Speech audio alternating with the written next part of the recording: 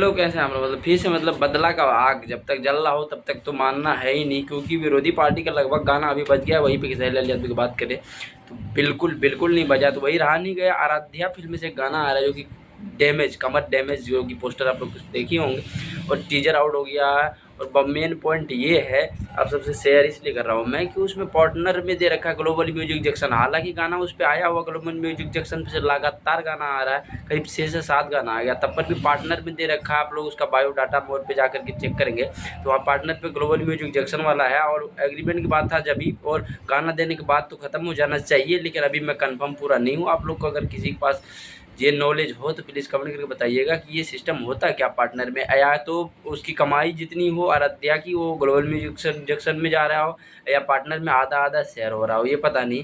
फिलहाल में कल आज टीजर आ गया और कल जो है डैमेज, कमर डैमेज का मतलब फुल वीडियो आ रहा है आराध्या फिल्म में से खेसारी लाल यादव की। तो गाना आने के बाद मिलते हैं, तब तक के लिए प्यार, कमेंट करके बताइए।